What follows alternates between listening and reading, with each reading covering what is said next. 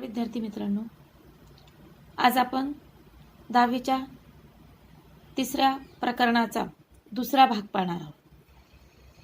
प्रथम भाग आपण भारताची प्राकृतिक रचना हा घटक समजून घेतला. त्याचे असणारे 5 प्राकृतिक विभाग लक्षात आले. त्यानंतर ब्राझीलच्या प्राकृतिक रचनेचाही आपण अभ्यास केला. उच्चभूमी, अजस्र कडा, किनारी मैदानी प्रदेश आणि द्वीपसमूह हे सर्व घटक आपल्याला ब्राझीलचेही लक्षात आले. भारताचे जसे 5 प्राकृतिक विभाग आहेत तसे ब्राझीलचे 5 प्राकृतिक विभाग आहे हे तुमच्या लक्षात आलं. पान नंबर 15 वरच्या आकृतीचं नीट निरीक्षण जर केलं आणि त्याची सांगड ब्राझीलच्या राजकीय नकाशाची लावली तर आपल्याला ब्राझीलचे 5 प्राकृतिक विभाग हे लक्षात येतात. त्यामध्ये सर्व घटक अतिशय महत्त्वाचे दिलेले. हा पॅन्टानोलचा भाग लक्षात आला असेल. ब्राझिलिया ही राजधानी आहे. उच्चभूमीचा भाग, त्यानंतर हा किनारी भाग, मैदानी पट्टा, ढाल क्षेत्र हे सर्व घटक आपण ब्राझीलच्या प्राकृतिक रचनेमध्ये समजून घेतले. आता आपल्याला पुढचा जो घटक आहे जलप्रणाली, ब्राझीलची जलप्रणाली हा घटक आपण ह्या तासाला समजून घेणार आहोत. आकृती क्रमांक 3.4 अतिशय महत्त्वाची आकृती आहे. ब्राझीलच्या जलप्रणालीचा विचार करताना प्रामुख्याने या देशामध्ये 3 नद्यांची खोरी आहेत. एक म्हणजे ॲमेझॉन नदीचं खोरं, हे तुम्ही पाहू शकतात. त्यानंतर नैऋत्येकडील असणारं पॅराग्वेचं नदीचं खोरं आणि ब्राझीलच्या उच्च भूमीकडच्या पूर्वेकडील भागामध्ये साओ फ्रान्सिस्को आणि किनारपट्टीवरील असणाऱ्या ह्या नद्या, अशी ब्राझीलच्या जलप्रणालीचे 3 भाग पडताना दिसतात. मग आता पहिला जो काही भाग आहे तो म्हणजे ॲमेझॉन नदीचं खोरं, ॲमेझॉनची जलप्रणाली. तरी ही जी काही ॲमेझॉन नदी आहे ही ब्राझील देशातील सर्वात मोठी नदी. या नदीचा जो उगम आहे हा उगम पेरू देशातील अँडीज पर्वतरांगांच्या पूर्व उतारावर होतो. इथे हे बघा, हे ॲमेझॉनचं खोरं आणि इथे असणारा हा पेरू देश. या पेरू देशातील अँडीज पर्वतरांगेच्या पूर्व उतारावर हा ॲमेझॉनचा उगम होताना दिसून येतो. ॲमेझॉन ही सर्वात मोठी नदी आहे. पाण्याचा सर्वात मोठा असा विसर्ग हा त्या ठिकाणी आहे. जवळजवळ सुमारे 2 लाख घनमीटर प्रति सेकंद एवढा मोठा पाण्याचा विसर्ग आहे. त्यामुळे नदीच्या ह्या उगमापासून तर नदीच्या पात्रात जमा झालेला हा जो गाळ आहे विस्तीर्ण अशा स्वरूपाचं पात्र आहे आणि तो गाळ वेगाने वाहून नेला जातो. त्यामुळे नदीच्या मुखाकडेही गाळाचं खूप मोठ्या प्रमाणामध्ये संचयन होत नाही. जर संत गती जर राहिली असती तर मात्र गाळाचं संचयन झालं असतं, परंतु वेग जास्त आहे आणि त्यामुळे तिथे गाळाचं संचयन होत नाही. परंतु नदीच्या मुखाशी अनेक अशा स्वरूपाच्या वितरिका ह्या मात्र तयार झालेल्या. कारण ह्या ज्या वितरिका आहे ह्या वितरिका आपल्याला ॲमेझॉनच्या मुखाशी आढळत नाही. त्याऐवजी अटलांटिक महासागराच्या किनाऱ्याजवळ अनेक अशा स्वरूपाची ही बेटं ही तयार झालेली दिसून येतात. ॲमेझॉनच्या नदीच्या जी पात्राचं मुख आहे त्याची जी रुंदी आहे ती 150 किलोमीटर आहे. म्हणजे विचार करा की आपल्या गावापासून 150 किलोमीटर अंतरावर असणारं एखादं गाव जर तुम्ही लक्षात घेतलं तर एवढी त्याची रुंदी ही आपल्याला दिसते. म्हणजे इतका मोठा असा विस्तीर्ण असणारा ॲमेझॉन नदीचा भाग हा आपल्याला दिसतोय. म्हणजे ही ॲमेझॉनची जी काही जलप्रणाली आहे ही जलप्रणाली विस्तृत स्वरूपाची आहे. त्यामुळे ॲमेझॉन नदीचा बहुतांश भाग हा जलवाहतुकीसाठी योग्य अशा स्वरूपाचा आहे. कारण ही ॲमेझॉन नदी सदाहरित घनदाट वनांनी व्यापलेला हा प्रदेश, सर्वात मोठी लांब स्वरूपाची नदी ही आपल्याला या ब्राझील देशामध्ये दिसून येते. आणि ब्राझीलचा हा जो काही उत्तरेकडचा भाग आहे, हा उत्तरेकडचा भाग अतिशय सुजलाम सुफलाम हा केलेला त्या ठिकाणी दिसतोय. तर अशा पद्धतीने ही ॲमेझॉनची जलप्रणाली. दुसरा जो भाग येतो तो म्हणजे पॅराना पॅराग्वे जलप्रणाली. तर हा जो दुसरा भाग आहे, ही पॅराना आणि पॅराग्वे नदीची जी जलप्रणाली आहे, या ब्राझील देशातील दुसरा सर्वात महत्त्वाचा भाग आहे. तर ह्या ज्या काही दोन नद्या आहेत, ह्या दोन नद्या ब्राझीलच्या नैऋत्य भागामध्ये आढळतात. ह्या दोन्ही नद्या ब्राझीलच्या दक्षिणेकडील असणारा अर्जेंटिना जो देश आहे, अर्जेंटिना देश या ठिकाणी आहे. तर ह्या अर्जेंटिना देशातील प्लाटा नदीला मिळतात. हे बघा, तुम्ही पाहू शकतात पॅराग्वे आणि पॅराना नदी. नकाशाभरणमध्ये सुद्धा हा भाग विचारला जाऊ शकतो. तर ह्या दोन्ही नद्या दक्षिण टोकाला असणारी जी काही उरुग्वे नदी आहे, उरुग्वे नदी बघा, तर ही उरुग्वे नदी ब्राझीलच्या उच्चभूमीच्या दक्षिण उतारावरून वाहते आणि दक्षिण भागाला सर्वात महत्त्वाचा पाणी पुरवठा करणारी महत्त्वाची नदी म्हणून उरुग्वे नदीचाही उल्लेख त्या ठिकाणी केला जातो. म्हणजे पॅराना आणि पॅराग्वे नैऋत्य भागामध्ये असणाऱ्या ह्या ज्या काही सर्वात महत्त्वाच्या नद्या आहेत, या नद्यांनी सुद्धा हा बराचसा भाग ब्राझीलचा ओलिताखाली आणलेला आहे आणि त्यामुळे या नद्यांचा सुद्धा ब्राझीलच्या विकासामध्ये सर्वात महत्त्वाचा हातभार हा लागलेला दिसतोय. त्यानंतर ब्राझील किनारपट्टीवरील असणारी तिसरी जी महत्त्वाची नदी आहे, ती म्हणजे साओ फ्रान्सिस्को नदी. ही बघा, इथे तुम्हाला नकाशाभरणमध्ये विचारलं जाऊ शकतं साओ फ्रान्सिस्को नदी. तरी जी काही साओ फ्रान्सिस्को नदी आहे, या नदीचं संपूर्ण पाणलोट क्षेत्र जे आहे, तुम्ही पहा त्याचं, हे ब्राझीलच्या पूर्णपणे भागामध्ये येतं, हद्दीमध्ये येतं. आणि ब्राझीलचा जो उच्चभूमीचा पूर्व भाग आहे, या पूर्व भागामध्ये हे पाणलोट क्षेत्र आलेलं आहे. जवळजवळ ही जी काही नदी आहे 1000 किलोमीटर अंतरापर्यंत उत्तरेकडे ती वाहते आणि त्यामुळे तिथे ती वळते आणि वळून नंतर ती अटलांटिक महासागराला मिळालेली आहे. तर ही साओ फ्रान्सिस्को जी नदी आहे, या नदी जेव्हा ती अटलांटिक महासागराला मिळते तेव्हा तिचा मुखाकडील 250 किलोमीटर लांबीचा भाग हा जल वाहतुकीसाठी योग्य अशा स्वरूपाचा आहे. म्हणजे या नदीचंही वैशिष्ट्य ब्राझीलसाठी सर्वात महत्त्वपूर्ण आहे. आता जो किनारी भाग आहे, ह्या किनारी प्रदेशातील असणाऱ्या नद्यांकडे तुम्ही नीट निरीक्षण करा. तुम्हाला साओ फ्रान्सिस्को नदी, पॅराग्वे, पॅराना, उरुग्वे ह्या नद्या तुम्हाला नकाशाभरणमध्ये विचारले जाऊ शकतात. आता बघा, किनारी मैदानावरील ज्या नद्या आहेत, कारण ब्राझीलचा हा किनारपट्टीचा जर भाग पाहिला तर इथं दाट वस्ती आहे, त्यामुळे ह्या नद्याही अतिशय महत्त्वाच्या आहे. कारण आपल्याला माहिती आहे की ज्या ठिकाणी नदीचं क्षेत्र आहे तिथे लोकसंख्येची घनता ही दाट असते आणि तशा स्वरूपाच्या ह्या नद्या किनारी मैदानी प्रदेशावर आपल्याला पाहायला मिळतात. त्यापैकी बऱ्याचशा नद्या आहेत, त्यामध्ये परानिबा नदी आहे, ही इथं पाहू शकता तुम्ही. त्याच्यानंतर इटापेकुरू नदी आहे. ह्या नद्याही अशा उत्तरेकडे वाहतात. ही परानिबा नदी आणि इटापेकुरू नदी ह्या सुद्धा उत्तरेकडे वाहतात आणि उत्तर अटलांटिक जो महासागर आहे, या उत्तर अटलांटिक महासागराला जाऊन मिळतात. म्हणजे ह्या सुद्धा सर्वात महत्त्वाच्या उत्तर अटलांटिक महासागराला मिळणाऱ्या ह्या नद्या आहेत. त्यानंतर हा दक्षिणेचा जो काही दक्षिण अटलांटिक महासागर आहे, ह्या दक्षिण अटलांटिक महासागराला मिळणाऱ्या नद्यांना पाण्याचा पुरवठा करणाऱ्या ब्राझीलच्या ज्या काही नद्या आहेत, ह्या नद्या उच्चभूमीतून वाहतात आणि ह्या दक्षिण अटलांटिक महासागराला मिळतात.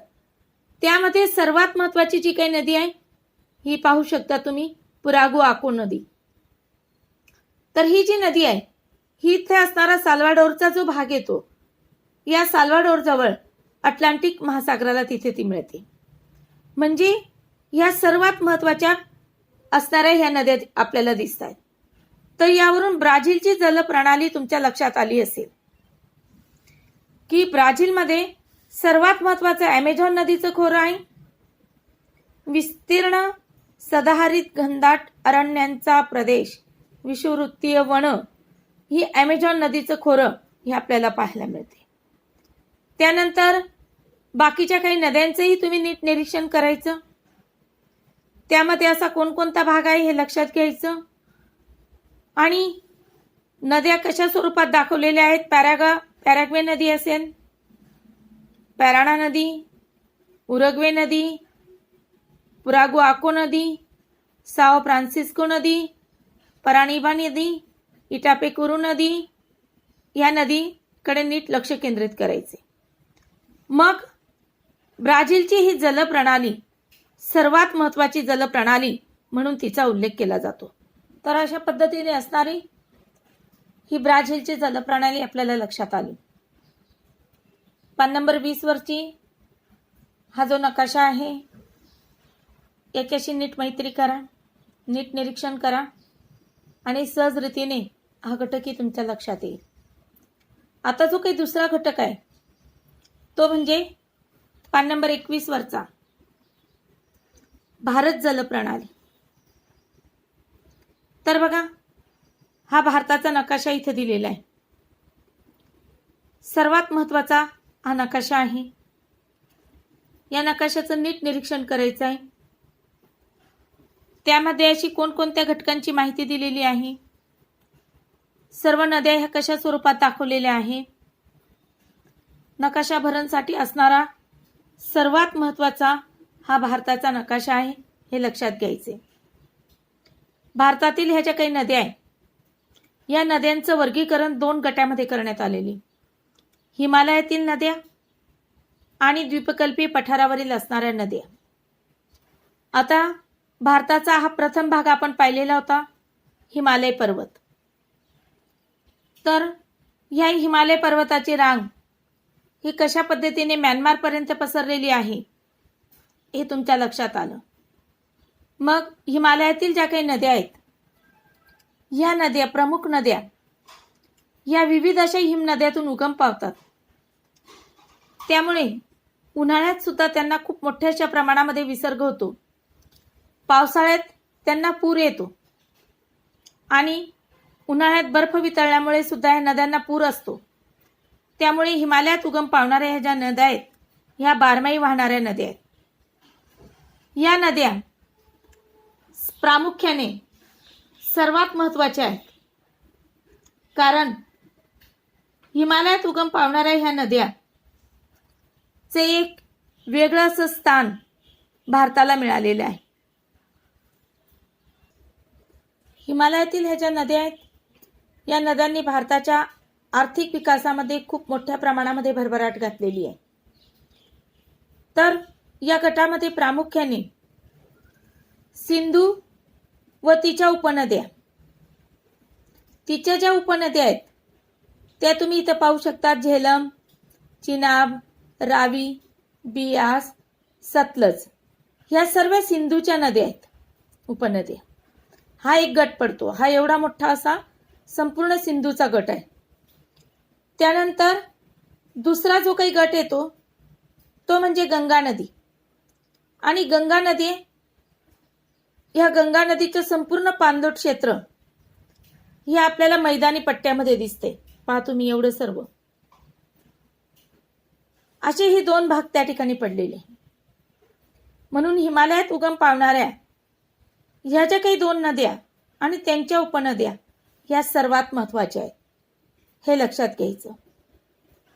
सिंधूची जी एक उपनदी आहे ही सतलज, ही सतलज ही मानसरोवराजवळ उगम पावते. हे मानसरोवर बघा, तुम्हाला सरोवर सुद्धा विचारलं जाऊ शकतो. तर ही मानसरोवराजवळ उगम पावते आणि ही पश्चिम दिशेने अशी वाहते. सर्वात मोठी असणारी अशी ही सतलज नदी आहे. आणि एकंदरीत पुढे ती सिंधूला जाऊन मिळालेली आहे. इथे सिंधूला जाऊन त्या ठिकाणी ती मिळालेली आहे. सिंधू नंतर येणारी सतलज आणि सर्वात महत्वाचं असणारं पाणलोट क्षेत्र हे मात्र आपल्याला इथे दिसते. आता ही जी काही सिंधू नदी आहे, ही सिंधू नदी सुद्धा सर्वात महत्वाची नदी आहे. ही मानसरोवराजवळ उगम पावते आणि उगम पावल्यानंतर 2900 किलोमीटर लांबीची ही नदी आहे. परंतु मात्र तिचा जो काही प्रवास आहे, हा प्रवास भारताला फक्त 700 किलोमीटर लांबीचा मिळालेला आहे. सर्वात मोठी नदी आहे आणि ती पूर्णपणे वाहत तिला वाटेमध्ये झेलम, चिनाब, बियास, रावी, सतलज या सर्व नद्या मिळतात. आणि मग सिंधू ही पुढे पाकिस्तानमध्ये प्रवेश केलेला आहे. आणि पाकिस्तानामध्ये प्रवेश केल्यानंतर बराचसा फायदा पाकिस्तान ह्या देशाला झालेला आहे. आपली जशी भारताची अर्थव्यवस्था आहे कृषीप्रधान, तशीच पाकिस्तानची सुद्धा कृषीप्रधान अर्थव्यवस्था आहे. सिंधूचा सर्वात जास्त फायदा पाकिस्तान या राष्ट्राला झाला आणि नंतर पुढे सिंधू ही अरबी समुद्राला मिळालेली आहे. तर बघा, सर्वात महत्वाची असणारी हिमालयात उगम पावणारी ही जी नदी आहे, सिंधू नदी आहे. परंतु मात्र या सिंधूचा फायदा आणि तिची जी उपनदी आहे सतलजचा फायदा हा मात्र भारताच्या असणाऱ्या पंजाब या राज्याला झाला. आणि म्हणून पंजाबमध्ये सुद्धा एक गाळाचं मैदान तयार झालं. गव्हाची उत्तम अशा स्वरूपात त्या ठिकाणी शेती करण्यात आली आणि त्यामुळे बरीचशी जमीन ओलिताखाली आली. जलसिंचनाच्या सोयी झाल्या आणि त्यामुळे तिथे एक मैदान त्या ठिकाणी तयार झालेलं दिसून येतं. त्यानंतर हिमालयात उगम पावणारी दुसरी जी नदी आहे आणि आपल्या भारतातील सर्वात महत्वाची मोठी नदी ती म्हणजे गंगा. ह्या गंगा नदीचा जो उगम आहे, इथे असणारं उत्तराखंड राज्य, तिथे असणारा कुमाऊ हिमालयाचा भाग आणि त्यामध्ये असणारं गंगोत्री ठिकाण इथे बघू शकतात तुम्ही. हा भाग गंगोत्रीचा. तर ह्या गंगोत्री या ठिकाणी गंगा नदीचा उगम झाला. उगम झाल्यानंतर मात्र हिमालय ओलांडून ती मैदानी पट्ट्यामध्ये आली. तिला वाटेमध्ये तिची जी उपनदी आहे यमुना ही भेटली. यमुनेचा जो उगम आहे यमुनोत्रीला झालेला आहे इथे बघा. आणि एकंदरीत गंगा ज्यावेळेस या मैदानी पट्ट्यामध्ये येते तेव्हा तिची गती अतिशय संत अशा स्वरूपात झालेली आहे आणि ती पूर्ववाहिनी नदी बनते. तिला वाटेमध्ये अनेक अशा उपनद्या येऊन मिळतात. तिची प्रमुख उपनदी तर यमुना आहे, परंतु मात्र गोमती असेल, घागरा, गंडक, कोसी अशा ह्या सर्व नद्या गंगेला मिळतात. उत्तर द्वीपकल्पीय पठारावरील असणारी शोण ही सुद्धा गंगेला मिळते बघा इथं. त्यानंतर चंबळ, बेटवा, केन, शोण या सर्व नद्या गंगेमध्ये येतात आणि गंगेमध्ये इथं प्रचंड अशा प्रमाणामध्ये गाळाचं संचयन त्या ठिकाणी प्राप्त होतो. आणि सर्वात महत्वाचं म्हणजेच आज गाळाची उत्तम असणारी कृषी मृदा आहे ही ह्या गंगेच्या मैदानामुळे तयार झालेली आहे. आणि जिथे नदीचा विकास जास्त होतो तिथे शेतीचाही विकास होतो. कृषीप्रधान अर्थव्यवस्था भरभराटीला येते आणि लोकसंख्येचं घनतेचं दाट जाळंही आपल्याला ह्या गंगेच्या खोऱ्यामध्ये दिसते.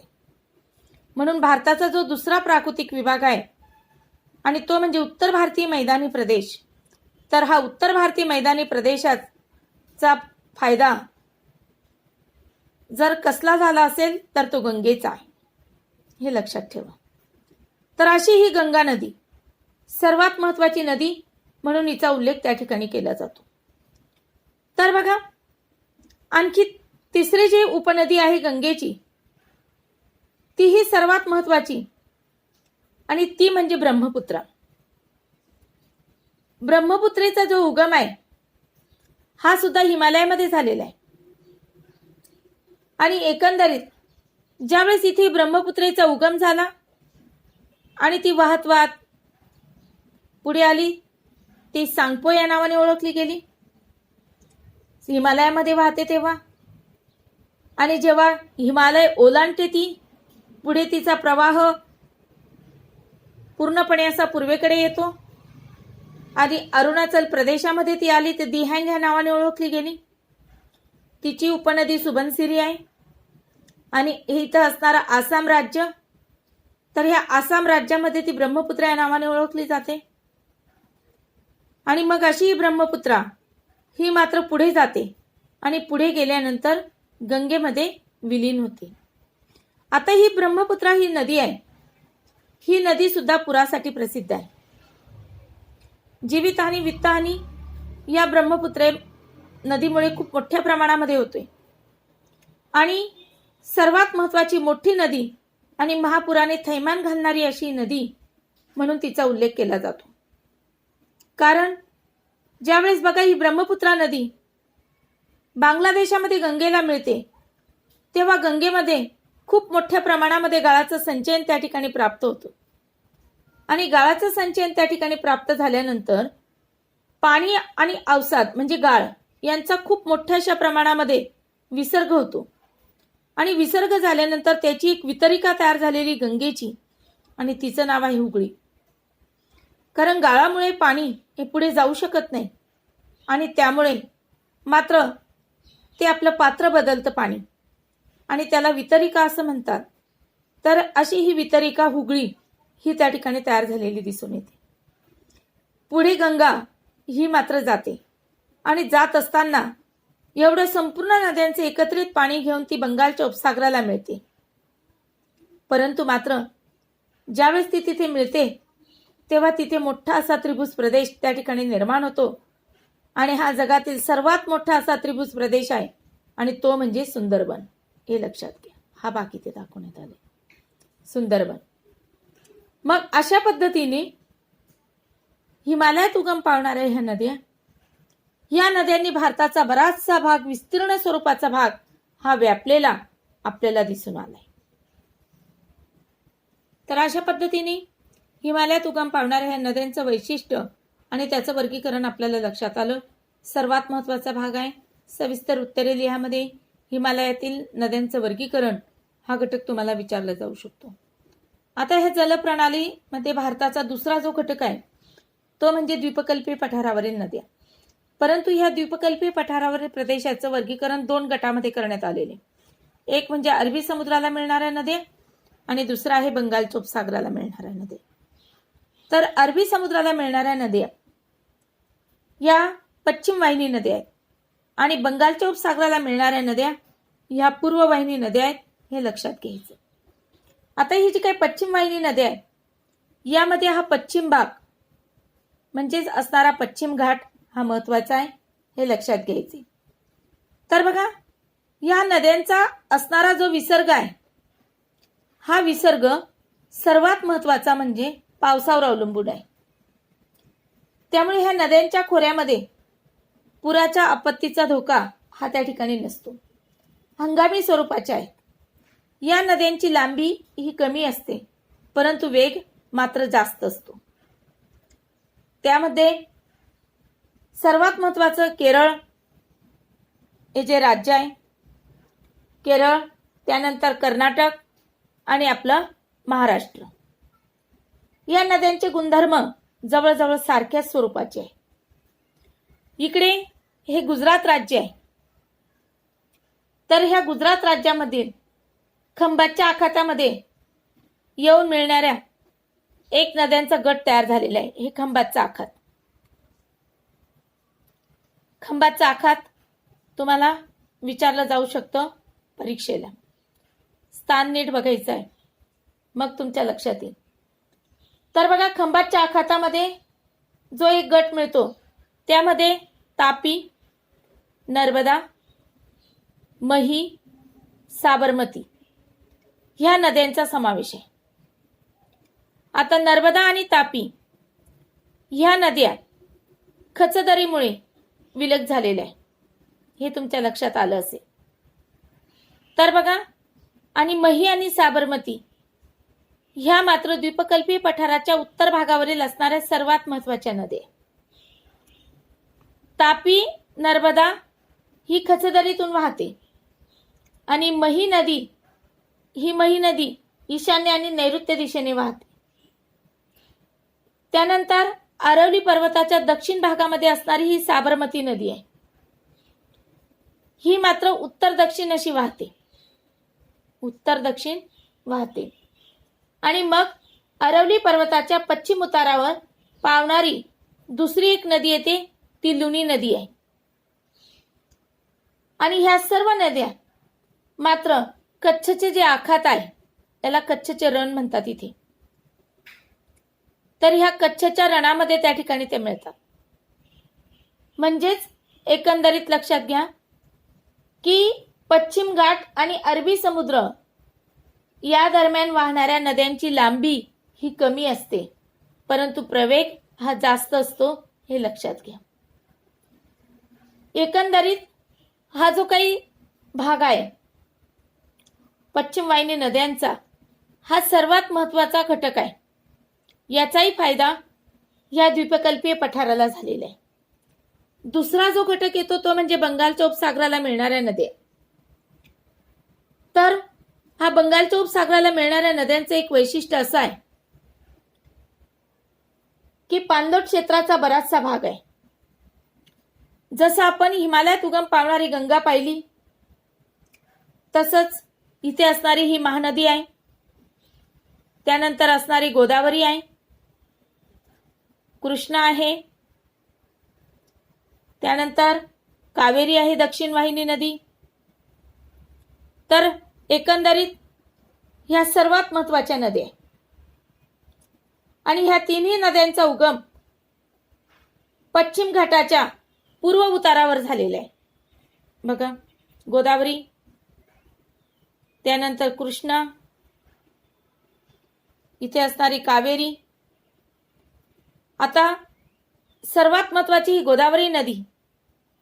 आपल्याला माहिती की त्र्यंबकेश्वरला तिचा उगम होतो आणि पाणलोट क्षेत्राच्या दृष्टीने असणारी भारतातील दुसऱ्या क्रमांकाची महत्वाची नदी आहे. त्यानंतर ही जी कृष्णा नदी आहे ही महाबळेश्वरला उगम पावते आणि गोदावरी नदीच्या दक्षिण दिशेला असणारी अशी ही कृष्णा आहे. तर भीमा आणि तुंगभद्रा ह्या तिच्या उपनद्या आहेत. भीमा आणि तुंगभद्रा या तिच्या उपनद्या आहेत.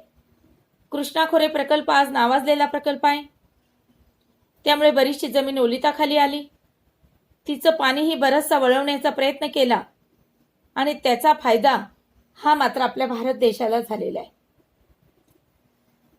त्यानंतर दक्षिणेकडे असणारी ही जी काही कावेरी नदी आहे, कर्नाटक आणि तामिळनाडू राज्याला सर्वात महत्वाचा फायदा झालेला आहे.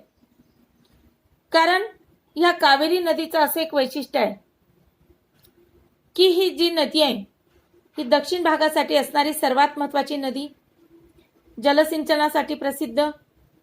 तामिळनाडू राज्यामध्ये वर्षातून 2दा भाताचं उत्पन्न त्या ठिकाणी घेतलं जातं आणि पात्र, या नदीचं पात्रही त्या ठिकाणी बदलवण्यात आलं आणि त्याचाही फायदा झालेला आहे आणि पूर्णपणे जलसिंचनासाठी याचा उपयोग करून घेण्यात आले.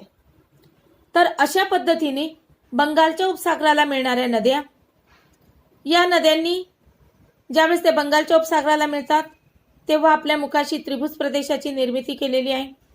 हे भारताच्या प्राकृतिक विभागामध्ये आपण पाहिलं. म्हणजेच आपल्याला पश्चिम भागामध्ये त्रिभुज प्रदेश दिसत नाही, परंतु पूर्व भागामध्ये त्रिभुज प्रदेश दिसतात.